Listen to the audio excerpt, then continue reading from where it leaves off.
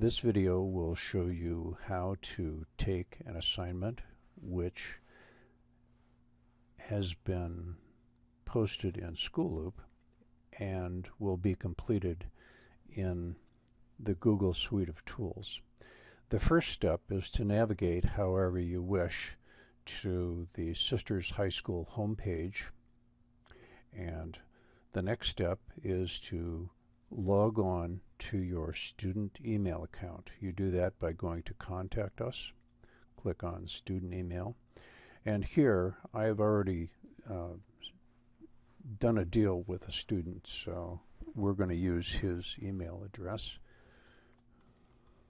And you notice that the rest of his email address comes up there, and this is automatically applied, so you don't add that in the blank here. And then you use your regular password and you sign in. Now, as soon as we do that, you're going to be logged into the school's network, and we're not going to actually use the mail program right now, so I'm just going to switch back right here to the high school homepage, and then you're going to scroll down so that you can see the School Loop icon, and you click on that, and that will take you to your School Loop page. Now, if you haven't logged in, you will have to log in to your School Loop account, and some of you have different passwords for that than you do for your network login. In any case, I happen to be logged in as Nolan right now, so his current schedule of classes came up, and right now he's in my psychology class, and so we're going to use this as an example. I'm just going to click on the psychology class there, and you'll notice that over here we have a calendar, and the calendar will show several dates which are in blue, and I'm going to pick this one right here on the 23rd, and that shows that on the 23rd Nolan got 2 assignments in the psychology class from me. And I'm going to pick this first one, chapter 11, and yours will be something different, quite likely, but you click on that and it will take you to the School Loop assignment, and you can see that there's a fairly detailed explanation of what you're going to have to do. This first paragraph, however, might be sort of confusing to you if you've never done this before, where it says make a copy of the chapter in the normal way, make sure that your copy is named and shared properly. I'm going to show you how to do that, and each initial assignment in a chapter will contain a link down here to that chapter in my copy of the book.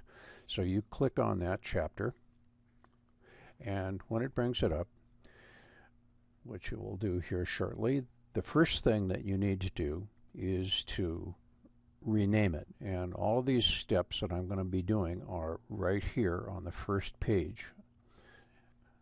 And the first step says that you should rename it. So we're going to go File. Oh, first we have to make a copy, I guess. So we're going to go File, Make a Copy.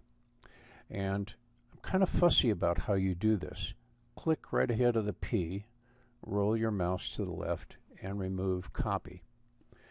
And then click after the 1, or after the last character, add a space, and then your last name, a dot, and your first name. Don't put any graduation year or anything like that in there, just your last name dot first name, and then click OK. Now, what's going on right now is you're making a copy from my book of your own, and you'll notice when it comes up here it's been renamed so that it says Psychology chapter 11 and then last name dot first name. That's the first part of this. The second part of this is you have to share it with me. To do that, you go up here to Share, and you add my email address down here. And my email address is john.renner@sistersk-12.org. Now, as soon as you do this the first time, you're going to get this pop-up down here, and you don't really have to type out everything. Just click on that and it'll paste it in there for you. Make sure that it says can edit here, and then click share and save. And you'll notice that now I am listed up here in who it's shared with. I'm the only one that can even look at your work. If you want to share it with somebody else, you can do that right down here, and you can add as many people that you wish. Now that we've done that, we're going to click done, and then we've completed this, and it tells you that after you've done this, you add a new blank slide at the end of this presentation, and this is where you're going to record all of your changes. So you scroll down here to the very end, click on the last slide, and press Control M. And when you do that, that will add a new slide at the end of this. So after we've made a new slide, then we go back to the very beginning, and it tells us on the first slide that we're going to delete this red slide. And that's an important step, because if you skip that, then all the slides are going to be numbered incorrectly.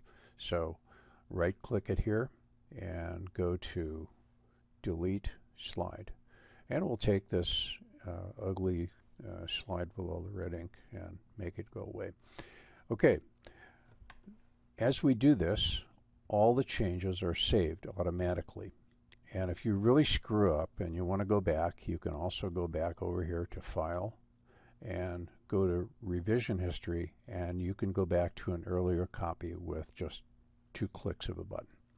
So that's all there is to it. And then you need to switch back and look at the assignment again to see what you were actually supposed to do.